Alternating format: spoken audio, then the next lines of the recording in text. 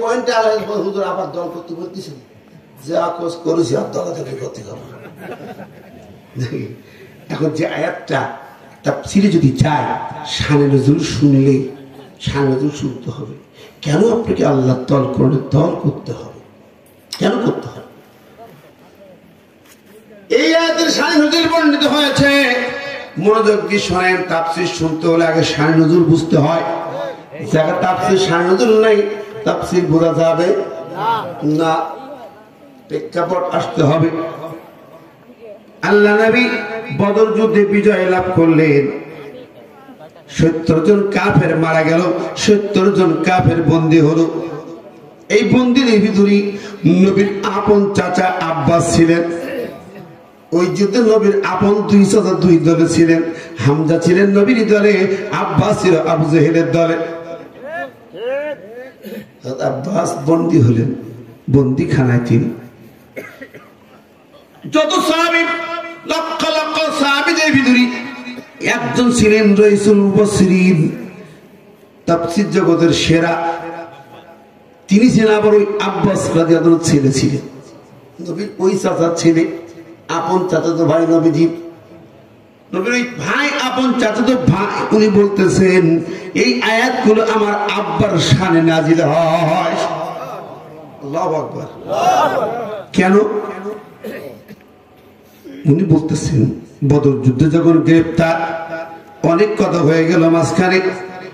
উনি আদি সহ যারা কথা বলেছে, চাচা তোমরা ভুল পথে আছো, খারাপ পথে আছো, ছেড়ে দাও, ওই পথ ছাড়ো, ধ্বংস হয়ে যাবা, শেষ হয়ে যাবা ইত্যাদি। তখন আব্বাস বলে আলী রে শোন, বাবা তুই তো ভাতিজা, শোন আলী, আমরা তোদের সেই ভালো কাজ করি।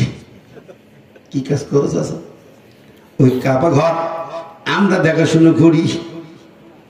ওই পানি, জমজমের পানি, যত হাজি আসে, কাবার মেহমান আসে, তাদের দায়িত্ব পালন করি আমি আব্বাস। আমার হলো সেকায়া, জমজমের পানি পান করাতেন তিনি প্রধান, তার নাম সেকায়া।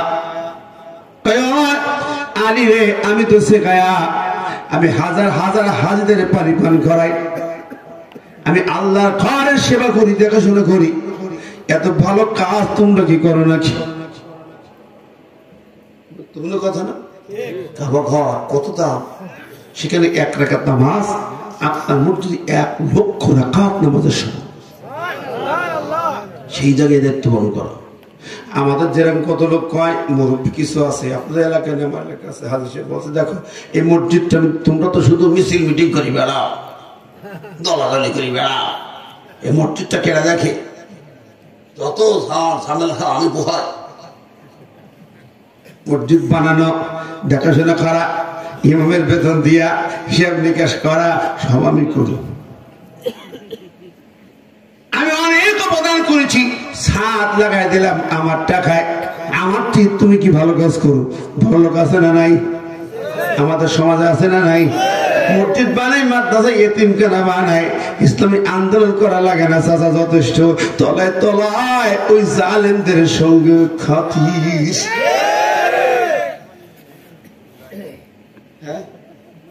যারা ইসলামী আন্দোলন করে ওদেরকে শুধু দাম করি, মসজিদ দেখা লাগে না, এটা তো করা যায় না, এখানে একটু কাজ করা যায় না।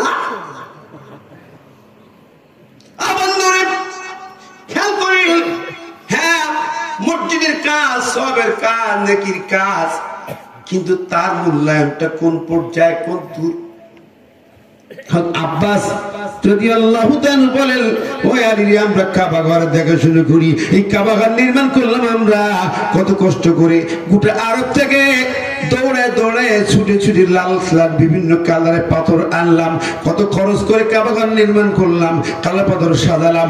হাজদের দেখাশোনা করা কত দায়িত্ব আমরা পালন করি, তোমরা তো করো না।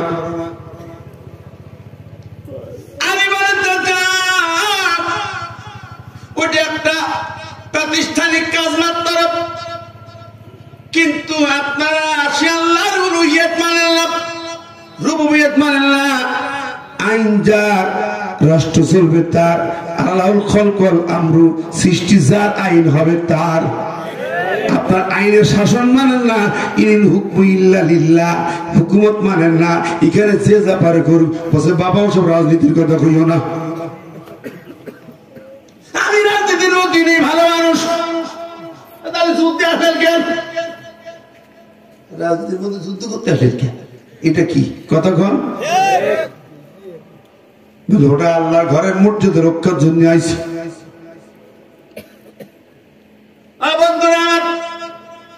এই সময় আল্লাহ পাক বলে, জিবরিল যাও যাও চলে যাও, আমার পক্ষ থেকে আয়াতে কারিমা নাজিল করে দাও। আল্লাহু আকবার। ওই সময় নাজিল হলো এই আয়াতগুলো। আল্লাহ কি বলতেছেন মনোযোগ এবার দেখেন।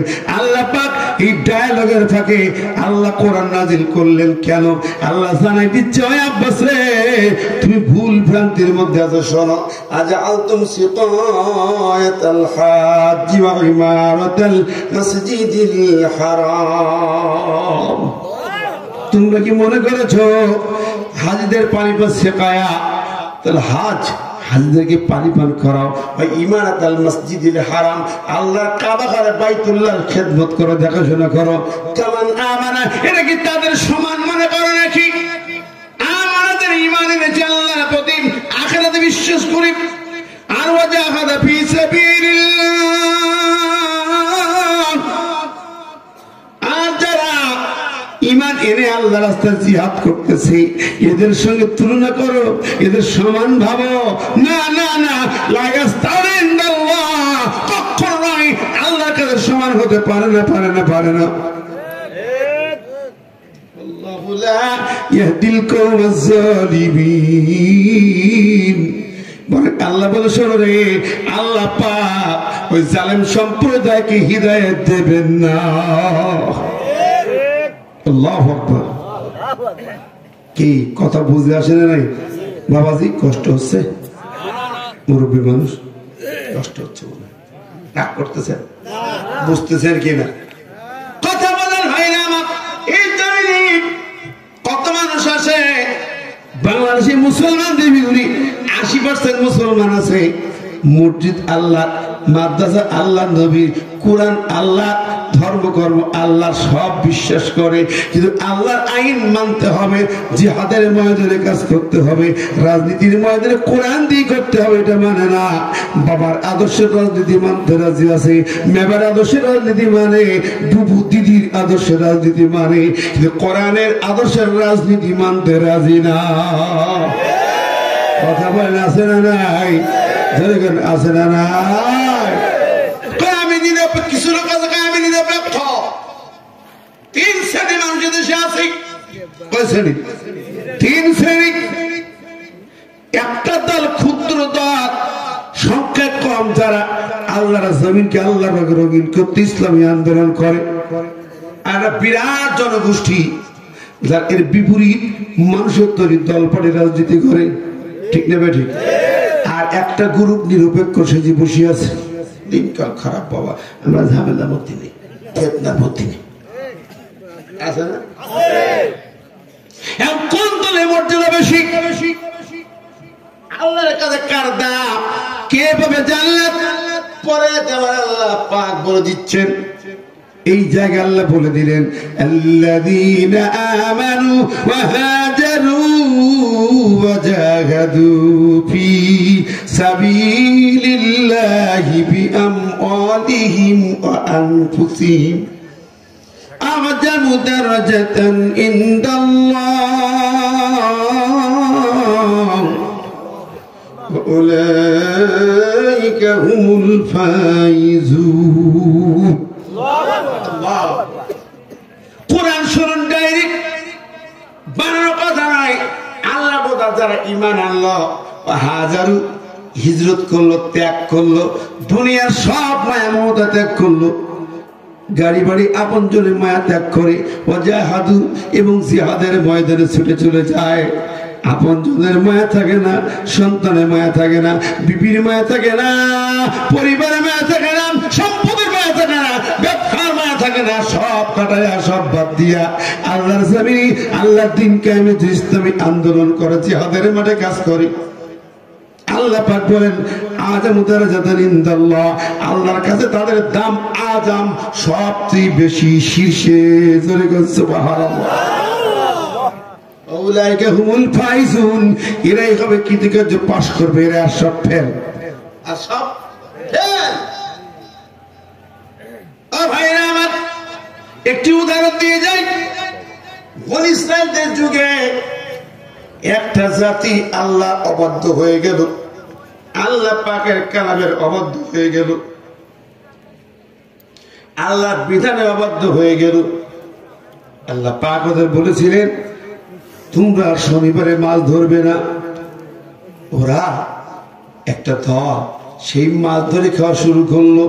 অবসরে যখন একটা গ্রুপ বাধা দিল না, তোমরা ধরো না, আল্লাহর নির্দেশ অমান্য করো না, তাহলে কাফের হবে, তোমাদের উপর আল্লাহর গজব আসবে। কি এই কয়জন মন খারাপ করলো ঘটনা পিছনে ভিজে যাচ্ছে তাই।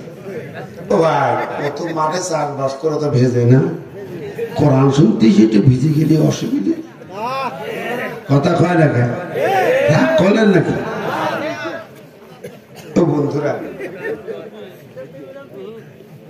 দেখেন, আল্লাহ পাক কোরআন বলছে, আহারে আজকের এই জমিন আমরা এখনো বুঝলাম না জিহাদের দাম কত, ইসলামী আন্দোলনের দাম কত বুঝলাম না। ইসলাম ছিল নামাজ রোজা হজ জাকাত, আর কিছু বুঝি নাই। আরে ওটা তো ইসলাম শুধুমাত্র নয়, ও কয়েকটা পিলা কুঠি তাও নিছি, উপরে না ফাউন্ডেশন নিছি, উপরে না, উপরে ইসলাম।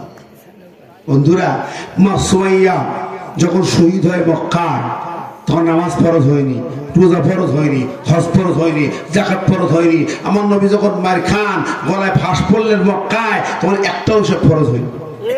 মার খেলেন কেন? নবীকে যখন মক্কা ছাড়তে হলো, নামাজ হজ যাকাত পড়তে ফরজ হয় নাই, মক্কা ছাড়তে হলো কেন? কি কারণে? আচ্ছা বলেন তো, আজকের দেশে যদি নামাজের কথা বলা হয়, মসজিদের লোক ইমাম সাহেব লোকের নামাজে ডাকে, কেউ রাগ করে? রমজান আসে রোজায় ডাকে, খিচুড়িতে ডাকে, ইফতারে ডাকে, কেউ রাগ করে? আচ্ছা হজের জন্য মুআল্লিমরা বা ইমাম সাহেব ডাক দিয়ে কেউ রাগ করে? যাকাতের কথা, সাদকা ফিতরা দেওয়ার কথা বলি কেউ রাগ করে? রাগ করে কখন? জিহাদের কথা বললি মন খারাপ করে। এটা কি লক্ষণ? সূরা তওবার 81 নম্বর, ওয়াকারিহু আইয়ুজাহিদু ফি সাবিলিল্লাহ। মুনাফিকদের মেন চরিত্র হচ্ছে ওরা জিহাদের কাজকে অপছন্দ করে, ওরা জিহাদকে অপছন্দ করে, তারা মুনাফিক। ইসলামী আন্দোলন অপছন্দ করে, ওরা মুনাফিক। কোরআন বলে, ও ভাইরা আমার, এই জন্য বলি মেহেরবানি কাছে কথাগুলো শুনে যাওয়া কাজে লাগবে ইনশাআল্লাহ। ভাইরা আমার, বন্ধুরা আমার, কোন ইমান কাজে লাগে আর কোন ইমানটা কাজে লাগবে না, এখানে দুটি কথা বলে, দুটি গ্রুপের কথা বলা হয়েছে, বলে যেতে চাই। মন খারাপ করছেন? দেখেন না, ওই যে বললাম তিন গ্রুপ হলো ওই জামানার মানুষ। একটা গ্রুপ মাছ ধরে খায়, আর একটা গ্রুপ যুব সমাজ ইমানের বলে বলিয়ান তারা বাধা দেয়, আল্লাহর হুকুম লঙ্ঘন করে মাছ ধরতে দেব না। ওরা শনিবারে খালে পাটা দেয়, রবিবারে ধরে, শনিবারে পাটা দেওয়া যাবে না। প্রচন্ড দ্বন্দ্ব হলো। মাঝখানে আর একটা গ্রুপ নিরপেক্ষ, কিছু মুরব্বী ছেলে মানুষ কয়, খোকা তোরা এত রাজনীতি করতে, মিছিল মিটিং করতে পারো, মাছ যে খেতে সে বুঝবে, আল্লাহর হুকুম যে লঙ্ঘন করে সে জবাব সে দেবে, তোর দরকারটা কি? এই কিছু দিল ফতোয়া দিতে লাগলো, বাধা দিয়ে। এরাও কিন্তু ভালো মানুষ, খায় না মাছ, কিন্তু কথা তো দরকার নেই, চুপ থাকো, করো। কয় গ্রুপ হলো? জোরে কর না, কয় গ্রুপ? আমার বন্ধুরি, যে যুবকেরা বাধা দেয়, মিছিল মিটিং করে, আল্লাহর আইন লঙ্ঘন করতে দেবে না, রক্ত দিয়েও তারা তার প্রতিবাদ জানাবে, করতে লাগলো। ওরা সফল হয় না। রাতের বেলা আল্লাহর দরবারে কাঁদে। ও শেষ পর্যন্ত ওই মাছ ধরা লোক ধরে সম্পর্ক ছিন্ন করলো, একটা প্রাচীর গেঁথে দিল, বারাতুম মিনাল্লাহি রাসূলিহি। ওরা বারাত করলো, সম্পর্ক ছিন্ন করে পাঁচিল দিয়ে নিজেদেরকে আলাদা করে ফেললো।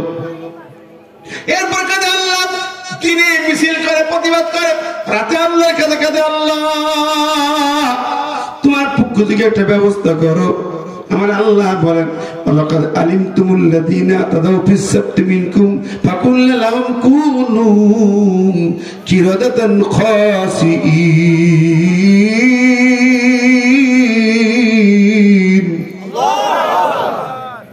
এবার আল্লাহ বলেন, যারা আমার আইন লঙ্ঘন করেছে, আমার বিধান লঙ্ঘন করেছে, আমার আইন অমান্য করে জমিনকে কলঙ্কিত করেছে, আমি আল্লাহ ফাকুল্না লাহুম কুনু কিরাদাতান খাসিঈন। আমি আল্লাহ বললাম, শোন, তোদেরকে আমি এই জমিনের বান্দর বানাইয়া দিলাম। কি বানাই দিল? জোরে কর না কি? কুনু কিরাদাতান খাসিঈন, তোরা বান্দর হইয়া যা। ওরা বান্দর হইয়া গেল। ও ভাইরা, ওরা বান্দর হলো কারা? কারা বান্দর হলো জানেন? যারা মাছ খাইলো তারা, যারা মাছ খাইলো আর প্রশাসন নেতা ছিল তারা তো বান্দর হইল। আর বান্দর থেকে বেশি গেল কারা? শুধুমাত্র যারা ইয়ানহাউনা আনিল মুনকার, যারা বাধা দিয়েছিল তারাই কেবল বান্দর হয় নাই। আর যত মানুষ সব বান্দরে পরিণত হয়ে গেল। যারা খাইলো তারা বান্দর হলো, যারা নিরপেক্ষ ছিল তারাও বান্দর হলো। বুড়ো গুলো হলো শুকর, আর জন গুলো হইলো বান্দর।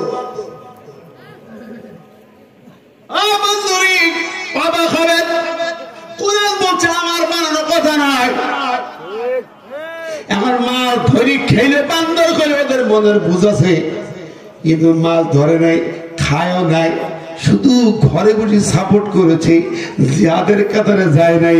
নিরপেক্ষ লোকগুলো যদি ওই যুবকদের সঙ্গে মিছিলে একটা জিহাদের ময়দানে আসতো, তাহলে ওই বাতিল লোক মাছ ধরতে পারতো না। ঠিক না? ঠিক কিনা? আজকে বাংলার জমিনে কোরআন আইন কায়েম তো দেরি হয় না, সময় লাগবে না। যদি মুসলমানের যারা নিরপেক্ষ আছে, গ্রামগঞ্জের ইমাম, মুয়াজ্জিন, হাজি, গাজী, কিছু মুরব্বী যারা চুপ করে বসে থাকে, ওরাও যদি রাজপথে নামে, সমানে রাজপথে নামে, জমির যার আইন হবে তার। যদি পীর মুর্শিদ গোলাপ দরবার শ্রী রাস্তায় নামে, তুই তাবলীগের ভাইরা ওই টুঙ্গি থেকে স্লোগান দেয়, জমিন যার আইন হবে তার। ভালো করে বুঝেন, পীর গ্রুপ, তাবলীগ গ্রুপ, মুরব্বীরা মসজিদ থেকে মহল্লা থেকে বের হবে, সবাই এক জায়গায় হবে। ও দেশের গভর্নমেন্ট যেই হও, আল্লাহর কোরআন দিয়ে রাষ্ট্র চলবে, নইলে তোমাকে চলতে দেওয়া হবে না। তখন কি আর চলতে পারবে? জোরে বলেন। এই যে নিরপেক্ষ সাজে পীর মাশায়েখের দল, তাবলীগের দল, আর মসজিদে মুরব্বী কমিটিরা নিরপেক্ষ, এরাই সবচেয়ে বড় দুষ্কর্ম করতেছে। এদের জন্যই এই জমিনে কোরআন আইন প্রতিষ্ঠিত হয় না।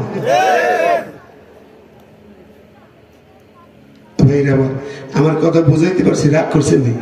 মন খারাপের কিছু নাই, স্পষ্ট কথা বললাম। এই জমিন আল্লাহ, আপনি চান না, আপনি বুঝতে চাচ্ছেন না। আল্লাহ কি বলছে? ওয়াল্লাহ ইহকুম বিমা আনজালাল্লাহ ফাউলাইকা হুমুল কাফিরুন। আল্লাহর আইন দিয়ে যারা বিচার করে না, ওরা সব কাফের। কি জোরগান কি? এই দীর্ঘদিন ধরে দেশটি কোরআন আইন দিয়ে চলছে, তাই কোরআন বলছে ওরা কাফের। আপনি কেমনে মুসলমান ভাবেন? আপনি ভাবার অধিকার কই পেলেন? আমার আল্লাহ বলে ওরা কাফের। তোর রাজনীতিবিদ, সরকার, বিচারপতি, আইনজীবী, ডিসি, ওসি, এসপি যারা আছে, প্রশাসন চালায়, কোরআন দিয়ে চালায় না, সব কাফের কাফের কাফের। কোরআন বলছে, আল্লাহ বলছে। তুই মুসলমান ভালো কিভাবে? কেমনে মুসলমান ভালো? কথা বলেন। তুমি কাবা ঘর তো দায়িত্ব আবু জেহেল করবে। এখানে কোন আয়া?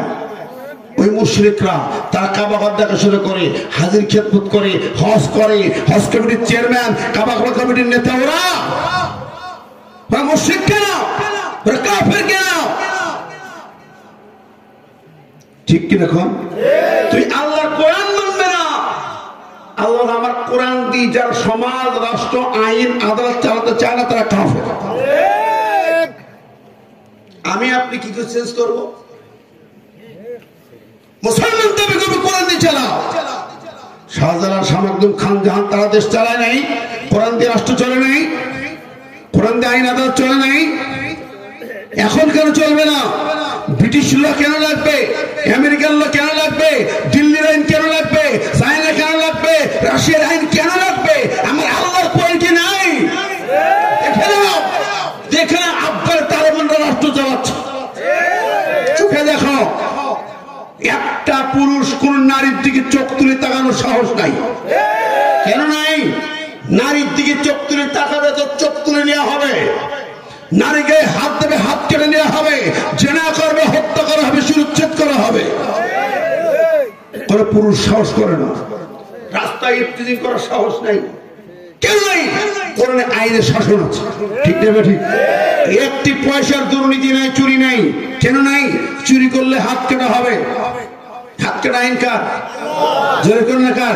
বাংলাদেশের সব শূন্য করে চলে গেছে। প্রশাসনে পিয়নের চাকরি করে, প্রধানমন্ত্রী কাছে আমার ড্রাইভার 4000 কোটি টাকার। লজ্জাও ছিল না কথাগুলো বলার সময়, লজ্জাও করে নাই কথাগুলো বলতে। চিন্তা করেছে পিয়ন ড্রাইভার 4000 কোটি টাকা মানে হেলিকপ্টার চলে আসে কোথায়? কি পরিমাণ লুটপাট হয়েছে? এই চুরি হয়। বঙ্গবন্ধু বলেছিল আমার ডাইনে চোর, বামে চোর, সামনে চোর, পিছনে চোর।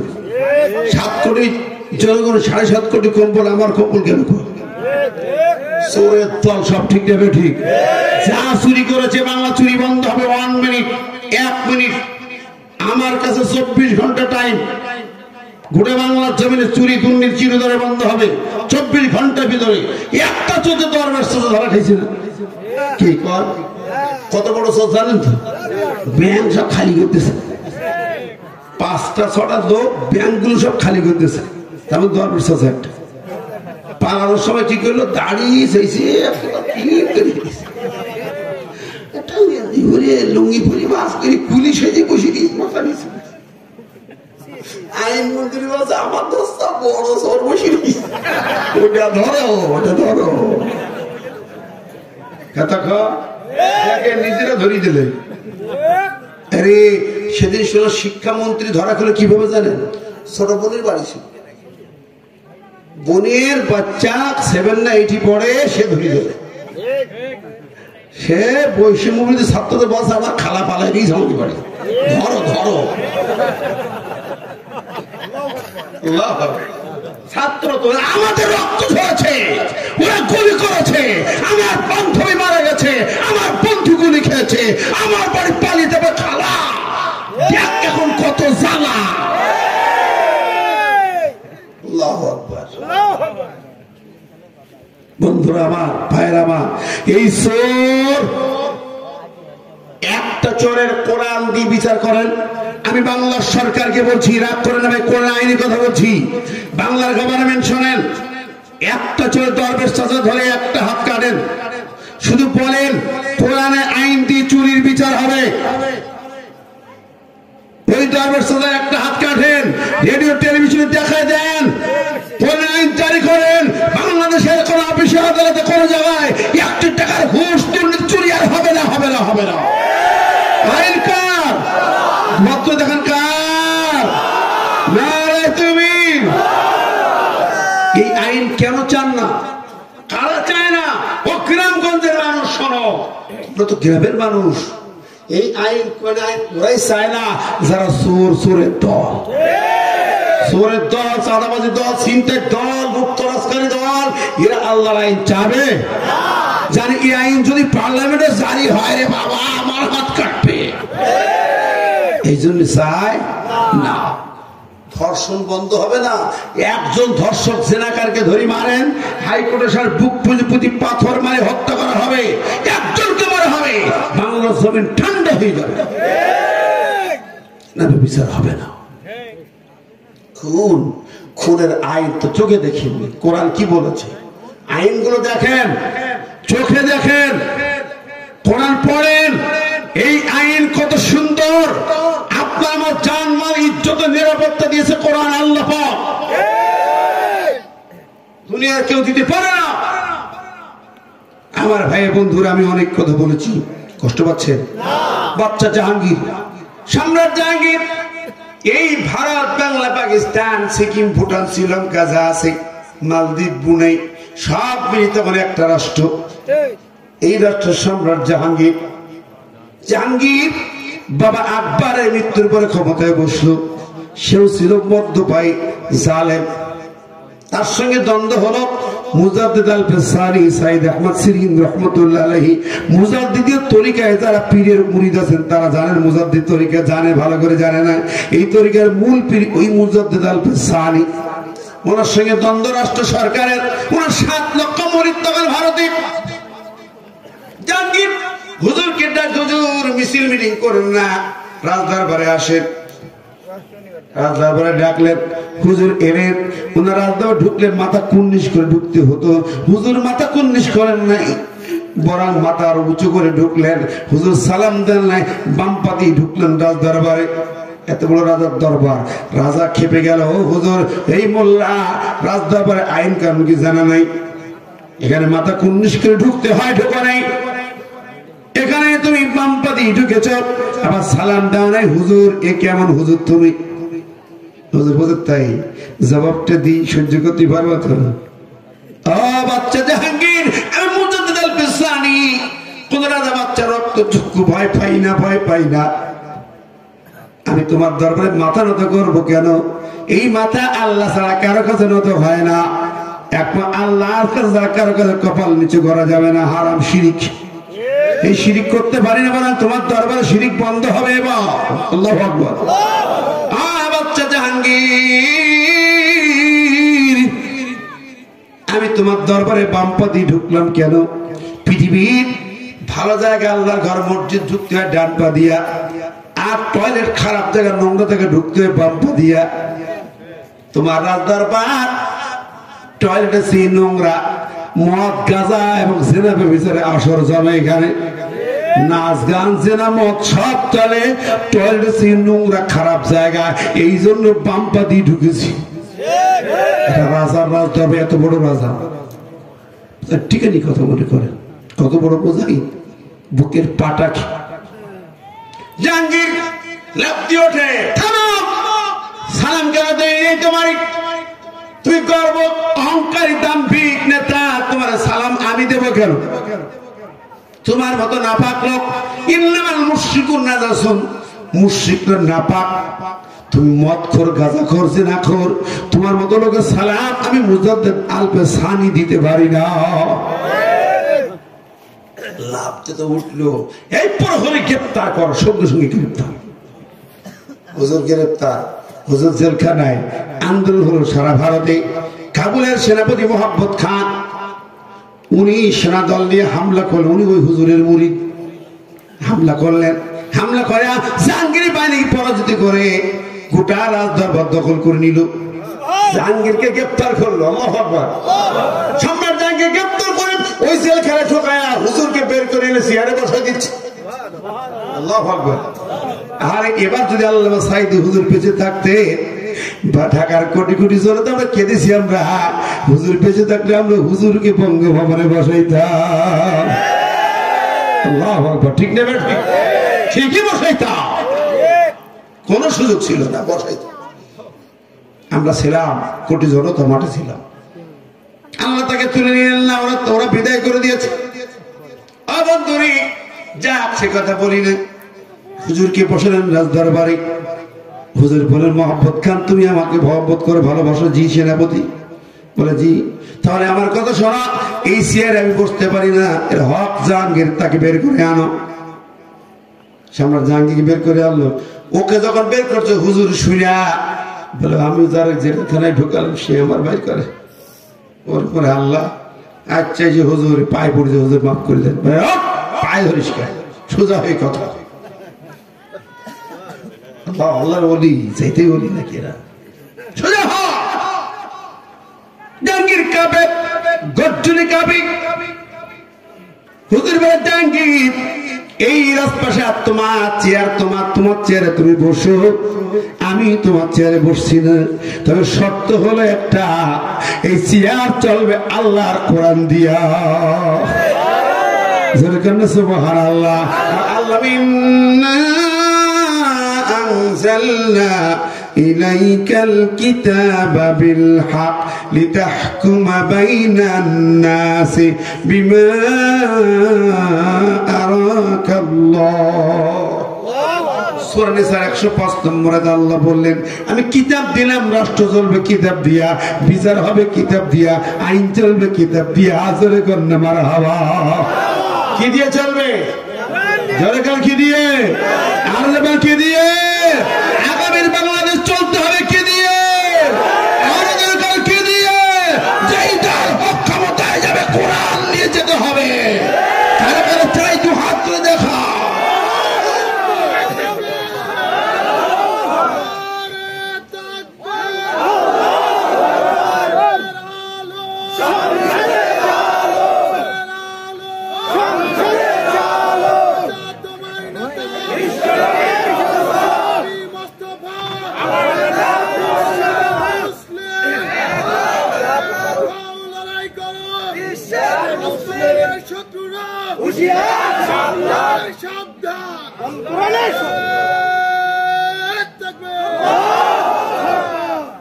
কবুল করুক আমিন।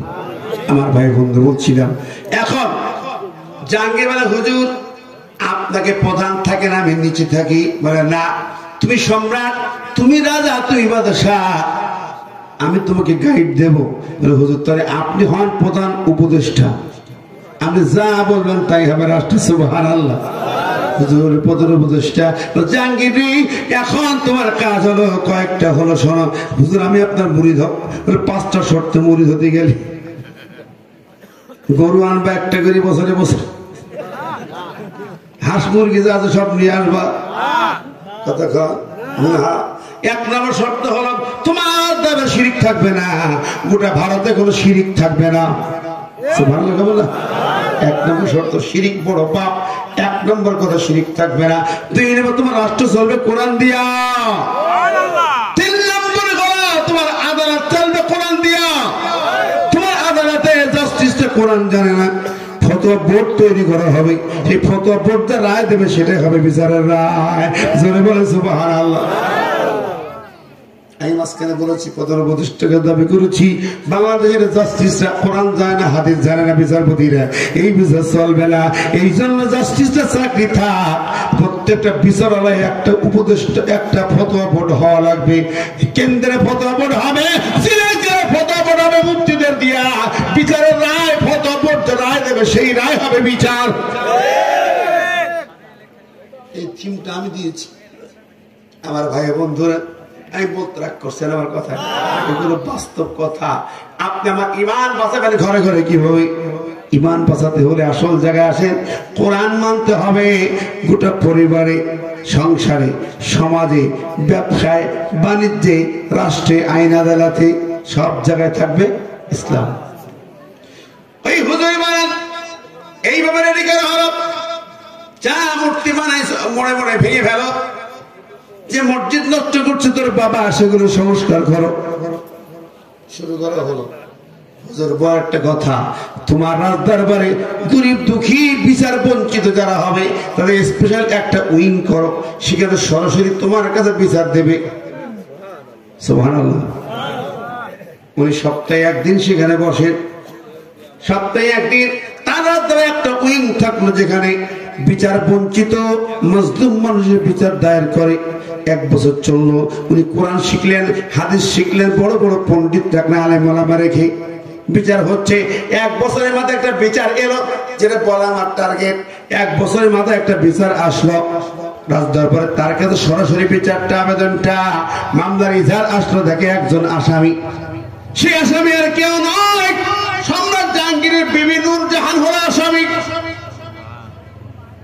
একটা খুনের বিচার এলো, সেই বিচারে দেখা যায় মামলা একজন আসামি, তাও সম্রাটের বিবি, আদরের বিবি, অনেক প্রিয়তম স্ত্রী, 30 বছরের সংসার তার, কোনদিন জীবনে তারপরে অসন্তুষ্ট হতে পারে নাই, এমন বিবি, সেই বিবি আসামি। আচ্ছা এরা মামলা কি নেওয়া যায়? নেওয়া যায়? কোন জায়গায় হয়? ওরে ভাই অত বড় নেতা না, এলাকায় যারা ওয়ার্ডের সভাপতি সেক্রেটারি তাদের নামে মামলা করতে পারবেন না, তাহলে আপনার মাজা ভেঙে দেবে। কথা খান ধরে খান, শুনে হুডি নেতার নামে মামলা দিতে পারবেন না। আপনার জমি দখল করে কিন্তু বিরুদ্ধে বলতে পারেন নাই, আপনাকে মেরেছে, হত্যা করছে, মামলা করতে পারেন না। ঠিক আছে, ঠিক সামনে হবে কিনা দেখা যাক। কি রাস্তায় গন্ডগোল কেন? না আমি তো কথা বলছি, এই রাস্তা কেন ভাই? এদিকে এই যে রাস্তায় আসেন, মাঠে না আসলে যা হয়, শয়তান এখানে সহ্য করতে বসে না, বাজাইতেছে, ইবলিস একটু কাটি দিয়ে লাগাইতেছে। হ্যাঁ যুবকেরা, যারা তো সবাই ধরে নিয়ে মাছের সামনে নিয়ে বিচারে কেন গন্ডগোল কেন করলে? কি ঠিক না ঠিক? وقال الذين كفروا لا تسمعوا لهذا القرآن والغوا فيه لعلكم تغلبون। আবু জেহেল বলতো কোরআন শুনতে যাবে না, যদি কোরআনের হক আলোচনা হয় হইচই করে বন্ধ করে দাও। কি ঠিক না ঠিক? হইচই বাধাইতে আবু জেহেলের ছেলা সামুন্ডা যারা, কথা খান যারা খান, ছুটিয়ায় শাহজালালের নির্ভীকি সৈনিকেরা খতম করো গোবিন্দের ওই ছেলা সামুন্ডা গুলা।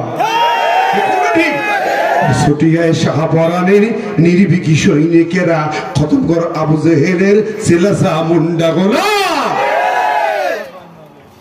হ্যাঁ যুবকেরা বসো, কথা শোনো। কোরআনুল কারীম থেকে কথা বলছি, একটু উদাহরণ দিচ্ছিলাম। বিচার আসলো, মামলা আসামি ওই তো বড় রাজা সম্রাট জাহাঙ্গীর স্ত্রী নূরজাহান, তদানীন্ত পৃথিবী তার চেয়ে সুন্দর নারী কেউ ছিল না, তেমনি তিনি এত স্বামী ভক্ত ছিল তার কল্পনা করতে পারত না জাহাঙ্গীর। আমরা বলে কি করতাম, বিবির নামে মামলা, সন্তানের মামলা, জাস্টিস কি বলতাম, মিলতাল করে দেওয়া আমার বিবি আমার ছেলে, বলতাম না ভাই? কথা কন, গ্রামের মেম্বার যদি ওরকম কলে পড়ে, ছেলের নামে মামলা হয়, বিবির নামে মামলা হয়, মাথা পথ 4 জন ডেকে বাড়ি ভালো মন্দ বিরিয়ানি খাওয়াই বলবে যাক আমার ছেলে করি ফেলিছে, এটা মিলতাল করে দাও। ঠিক না বেঠিক? ইসলামটা বললাম, সম্রাট জাহাঙ্গীর তা করলেন না, ফতোয়া বোর্ডের কাছে বিচারালয় মামলা দিয়ে দিলেন, নোটিশ করা হলো। বিবি নোটিশ পেয়ে বললেন সম্রাট মামলা আসলো আমার কাছে, শুনলে না একবার, নোটিশ ডেকে দিলে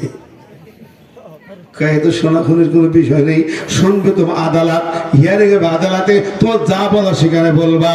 বিবি ভাই ও বুঝতে পারছি, সারা জীবন তাহলে ভালোবাসাটা আসল ভালোবাসা ছিল না। তুমি হাদিস বলছি শোনো, সারা জীবন স্ত্রীর সঙ্গে ভালো ব্যবহার করবা, যদি একদিন তোমার কাছ থেকে খারাপ আচরণ পায় তাহলে বলে মা রয় তো মিনকা খায়রান কাতুন রাওয়াহুল বুখারী, বলবে জীবনেও তোমার ভালো মুখ পাইনি। হ্যাঁ এই বুখারীর হাদিস ঠিক হবে না?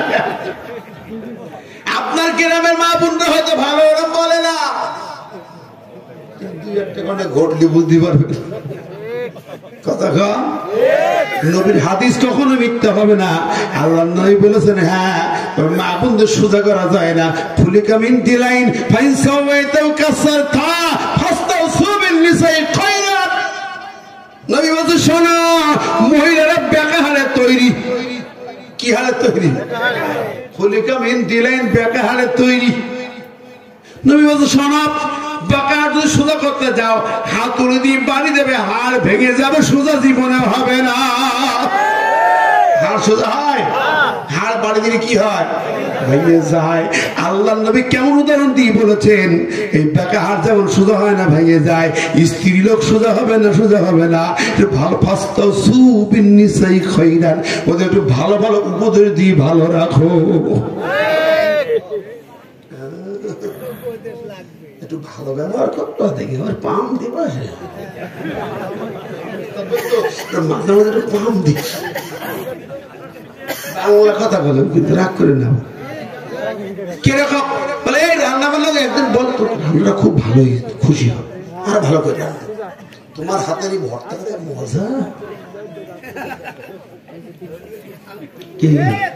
কথা কয় না ভুল বলছি তবে আবার ওইরকম তো হয় না একটা দুর্ঘটনা ঘটেছে বুঝছেন এরা আবার শুনেছে যারা প্রশংসা করবো খাবার প্রশংসা করতে ভালো বলতে স্ত্রী ভালো বললে খুশি হয় সম্পর্ক ভালো হয় গন্ডগোল হয় না শুনিয়েছে শুনিয়ে বাড়ি দিয়ে ও পরের দিন দুপুরে খাতে বসিয়েছে খাতা বসলে বসে রান্না বান্না খাইয়ে দেবো শুরু করে বসো ও আজকে বিরাট স্বাদ হয়েছে সুন্দর রান্না করেছে আজ এত সুন্দর রান্না হয়েছে আজকে তোর হাতে রান্না তুলো না কি বলল এখন সর্বনাশ না বসো আজ খুব ভালোই স্বাদ বেশি না 12 বছর রান্না কোনোদিন তুমি এরকম করলি না আজকে বড় ভাবে রান্না করিস তাই এত স্বাদ হয়েছে গামলা ধরি দেশে মাথা ঠিক স্থানকাল পাত্র ভেদে প্রশংসা করেন ঠিক না ঠিক ও মা বোনরা রাগ করেন না আমার ভাইয়েরা সম্রাট জাহাঙ্গীর বলে বিবি আমি এখন কোরআনের রাষ্ট্রের খলিফা রাষ্ট্রপতি বিচার দিয়েছে যত যত জায়গায় তোমার কথা বলো হিয়ারিং হলো শোনাবো যা হলো প্রমাণ হলো তিনি খুন করে হত্যা করেছেন তারা দরবারে প্রবেশ করেছে একটা পাগল সে দেখে তাকে গুলি করে হত্যা করেছিল কোরআনের বিধান আল্লাহ নাফস বিন নাফস ওয়াল আইন বিল আইনি ওয়াল আনফ বিল আনফ ওয়াল উযুন বিল উযুনি ওয়াস সিন্ন বিস সিন্নি ওয়াল জুরহা কিসাস জানে বিনিময়ে জান চোখের বিনিময়ে চোখ কানের বিনিময়ে কান নাকের বিনিময়ে নাক দাঁতের বিনিময়ে দাঁত যতটুকুন মারবে ততটুকুন প্রতিশোধের নাম হলো কিসাস এখন জানে বিনিময়ে জান গেছে নুরজানের মৃত্যুদণ্ড ঘোষণা হয়ে গেল তার রায়টা পড়ার সময় জাস্টিস মুক্তি প্রধান আজম পড়তে সাহস করলেন না রাষ্ট্রপতি আপনি রায়টা পড়ে দেন সম্রাট জাহাঙ্গীর পুরা রাজদরবার ভরা তিনি রায় পড়ে দিলেন তার স্ত্রী নূরজাহানকে মৃত্যুদণ্ড দেওয়া হলো আল্লাহু আকবার চারটিখানি কথা মনে করেন নূরজাহান কাঁদতে কাঁদতে বেহুশে পড়ে গেল হুঁশ নাই হুঁশ ফিরে পাওয়ার পরে তাকে ধরে আনা হলো সম্রাট জাহাঙ্গীর কি বলল সম্রাট তোমার কাছে কোনোদিন এমনটি আশা করিনি তুমি নিউসাল করলে না ব্যবস্থা নিতে পারলে না তাহলে আসলেই তুমি আমাকে ভালোবাসার শত্রু মনে করো যাক আর কোনো কথা নাই আপত্তি নাই জাহাঙ্গীর বলছে বিবি ভুল বুঝলি আমি তোমাকে ভালোবাসি বলে রায়টা দিয়েছি এটা ভালোবাসার রায় আমারে তুমি বুঝাচ্ছ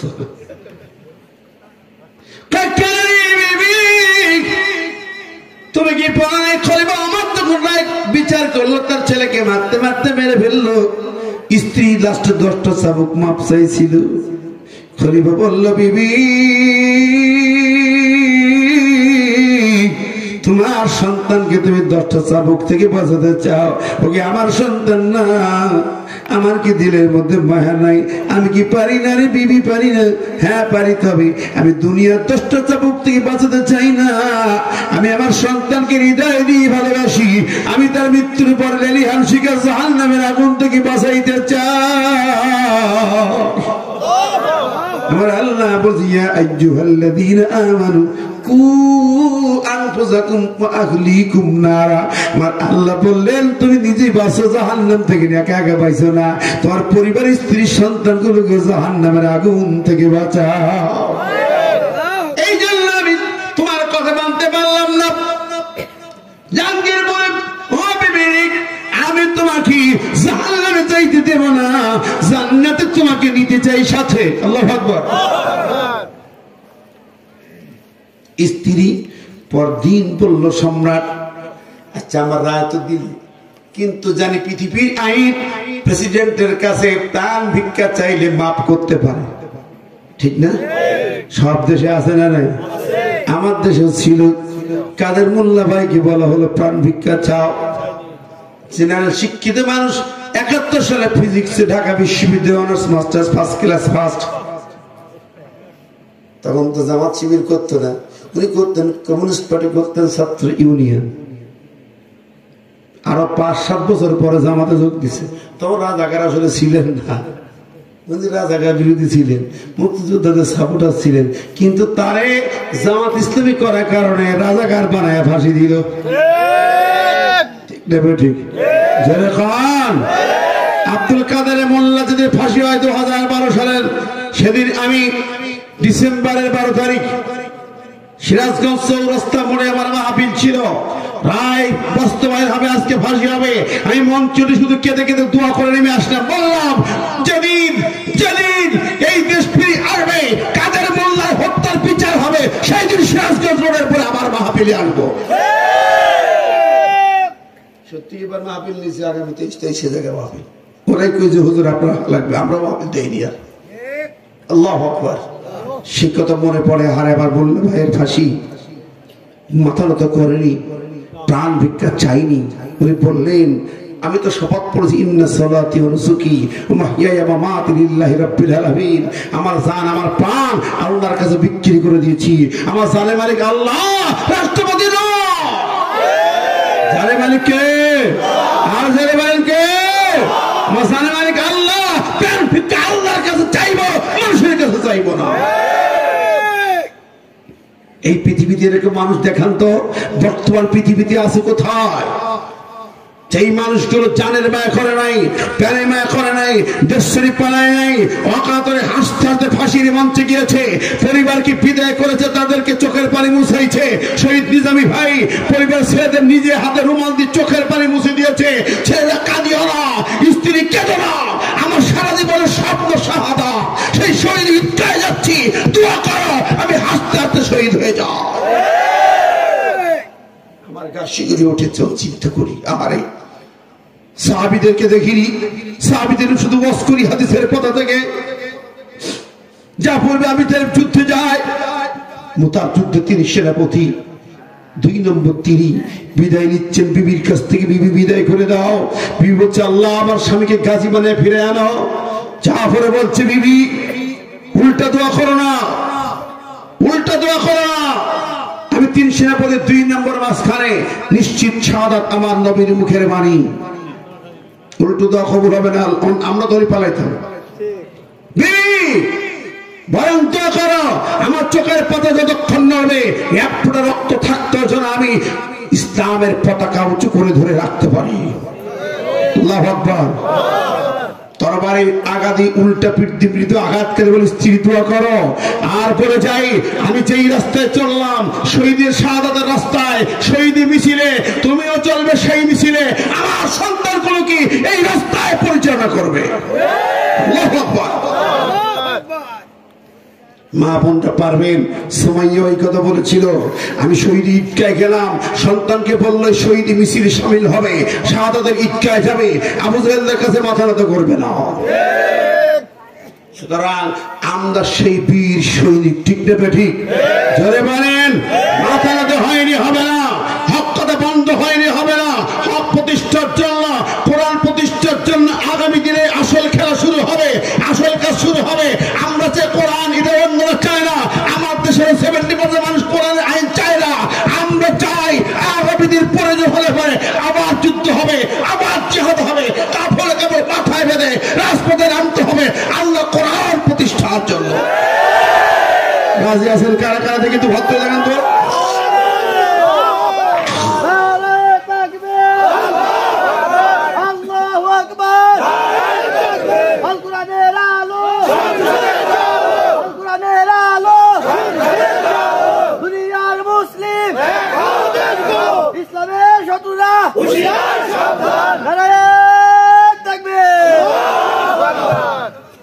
আমার ভাই বন্ধুরা, কথা বলছিলাম ইসলামের সুমহান আইন মানুষের জন্য কত কল্যাণকর। নূরজাহান বলছে ও রাষ্ট্রপতি, রাষ্ট্রপতি আমি প্রাণ ভিক্ষা চাইলে কি তোমার কাছে মঞ্জুর হবে? আগে জানবো তারপরে আবেদন করবো। তুমি যদি আবেদন মঞ্জুর না করো তা ফাও আবেদন করবো।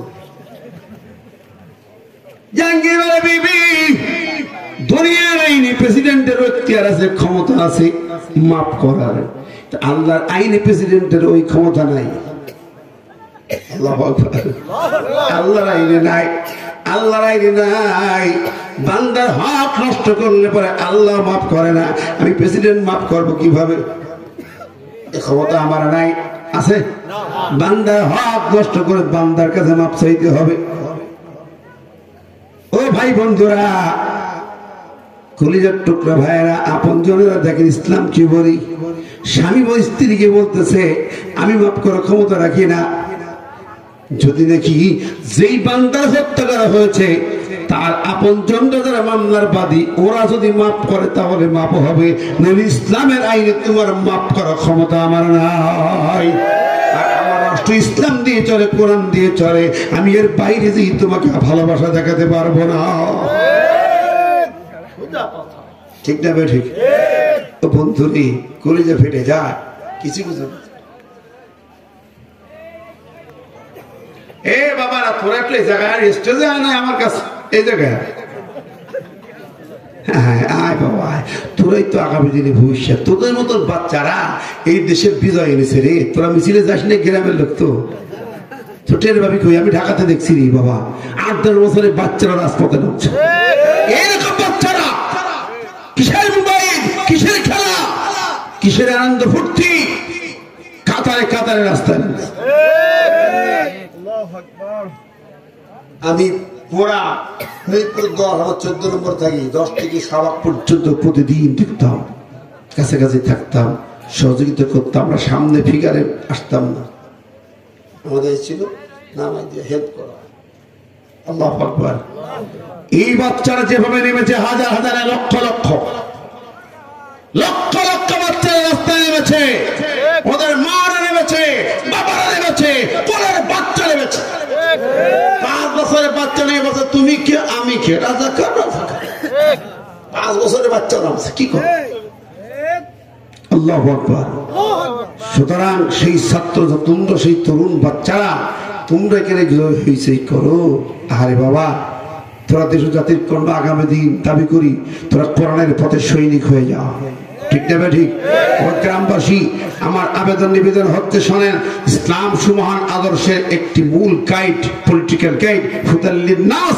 আজকে যারা কোরআনের মাহফিল দিয়েছেন যুব সমাজ, গ্রামবাসী, আমি বলবো আপনারা আপনার গ্রামটাকে সুন্দর করার জন্য কিছু পরিকল্পনা নেন। শুধু বছরে একটা মাহফিল দেওয়া নয়, পরিকল্পনা নেন। ইমাম সাহেবের নেতৃত্বে, আলেমদের নেতৃত্বে, মুরব্বীদেরকে সামনে নিয়ে, যুব সমাজকে পিছনে রেখে পরিকল্পনা নেন। এই গ্রামকে মডেল গ্রাম বানাবেন। কোরআন দিয়ে, নবীর হাদিস দিয়ে বাচ্চাদেরকে কোরআন শিখান। পরিকল্পনা প্ল্যান করে কাজে লাগান, মা বোনদেরকে কাজে লাগান। গ্রামের সেই মসজিদ কমিটি চাঙ্গা করেন, ঘোষণা দিয়ে দেন এই গ্রামে মদ, জুয়া, গাঁজা, তাড়ি, পিড়ি চলবে না। ঘোষণা দিয়ে দেন এই কমিটি বিচার করবে, কোন যুবক, কোন পুরুষ, কোন নারীকে ইফটিজিং করতে পারবে না। ঘোষণা দিয়ে দেন কোন চুরি, দুর্নীতি কাউকে ক্ষমা করা হবে না। ঘোষণা দিয়ে দেন কোন খুন খারাপের জুলুম সহ্য করা হবে না। গোটা গ্রামকে ইসলাম দিয়ে ঢেলে সাজান। 68,000 গ্রাম যদি ঢেলে সাজানো যায়, ওটা বাংলাদেশ সাজানো হয়ে যাবে। আমি জাতীয় প্রেস ক্লাবে এই বক্তব্য দিয়েছি। আমরা চাই, আমি যেখানে দেখ কথাটা লাস্টে বলে আসি, আমি গ্রামবাসী, মসজিদ কমিটিকে শুধু নামাজ আর মসজিদ সাজানোর দায়িত্ব নয়। খেজুর পাতার মসজিদ নবী বানায়, সেখানে বিচার করে সমাজ ভালো করেছে। খেজুরের গাছ পুঁতে খেজুরের ডাল দিয়েছে, সেই মসজিদে ছিল ইসলামের মূল ভিত্তি। সেই মসজিদ ছিল পার্লামেন্ট, সেই মসজিদ ছিল সুপ্রিম কোর্ট, হাইকোর্ট, সেই মসজিদ ছিল সেনা সদর দপ্তর। কথা বলেন। আর আজকে মসজিদ তাবিজের জায়গা, নামাজ আর তোয়া তাবিজের জায়গা বানাইছে। হ্যাঁ, গ্রামের মেম্বার হন, মসজিদে যান, সালিশ যারা করেন মসজিদে ঢোকেন, 5 ওয়াক্ত নামাজ পড়েন। ইন্না সালাতা তানহা আনিল ফাহশাই মুনকার। সালাত কেবল ফাহিশা কাজ, অশ্লীল কাজ, জিনা, ব্যভিচার, সুদ, ঘুষ, মদ, গাঁজা, অন্যায়, বিড়ি, টাড়ি, জুলুম বন্ধ করে। নামাজ এগুলো বন্ধ করে। নামাজিরা যদি সেই দায়িত্ব পালন না করে, নামাজ কবুল হবে না, হবে না, হবে না। শুধু সিজদা দিলেই নামাজ হবে না, শুধু মসজিদে মাথা ঠুকানি নামাজ হবে না, শুধু টাইলস লাগাই সিজদা দিলেই নামাজ হবে না। মসজিদ থেকে ঘোষণা দেন এই সমাজ চলবে আল্লাহর আইন দিয়ে, বিচার হবে কোরআন দিয়ে, সমাজকে কন্ট্রোল করবেন, তাহলেই কেবল নামাজ হওয়ার সুযোগ আছে। ঠিক না ঠিক? আমার ভাই বন্ধুরা, আমার কথাগুলো স্ট্রেট কাট সোজা কথা, রাগ করলেও করলেন, না করলেও না। আসুন আমরা আল্লাহর কোরআনকে ধরি, ঠিক না? তুমি বলো তারাক্তু ফিকুম আমরাইন ইন তামাসসাকতুম বিহিমা ফালান তাদিল্লু আবাদা। যদি কোরআন ধরতে পারো, হাদিস ধরতে পারো, কোশ্চিন কারো পথভ্রষ্ট হবে না। হবে? জয় বলেন। তাহলে আমরা কি রাজি আছি গ্রাম্য পরিবার কোরআন দিয়ে চলবে, হাদিস দিয়ে চলবে? কোরআন হাদিস দিয়ে নিজের পরিবার চলবে, সমাজ চলবে, পাড়া চলবে, গ্রাম চলবে, রাষ্ট্র চলবে, আইন আদালত চলবে। আর যারা এটা চায় না ওরা মুসলমান থাকতে পারবে না। যারা এটা চায় না তারা নবীর উম্মত হতে পারবে না। আল্লাহ বলেছে ফালা ওয়ারাব্বিকা লা ইউমিনুনা হাত্তা ইউহাক্কিমুকা ফীমা শাজারা বাইনাহুম। আল্লাহকে আমি আল্লাহ কসম দিয়ে বললাম, কসম করে বললাম, তোমরা ঈমানদার হইতে পারবা না। নামাজ পড়ো, রোজা করো, মসজিদ মাদ্রাসা ইতিম করো, মানে হজ করো, যাকাত দাও, পর্দা বানো, ঈমানদার হইতে পারবা না যতক্ষণ নবীকে জাস্টিস না মানবে, যতক্ষণ নবীকে রাষ্ট্রনায়ক না মানবে। কোরআন সূরা নিসার 65 নম্বরে। তাহলে আমরা রাজি আছি তো? রাজি আছি তো?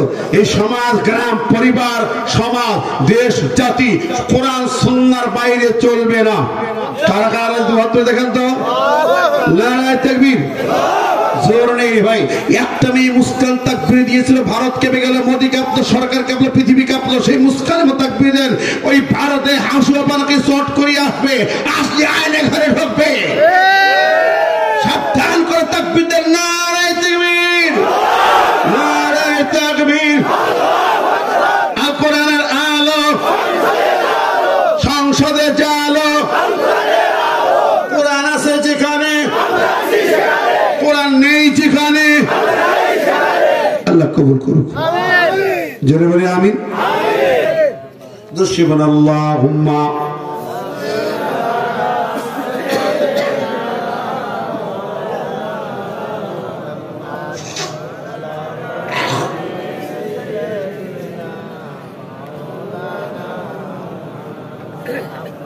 আল্লাহুম্মা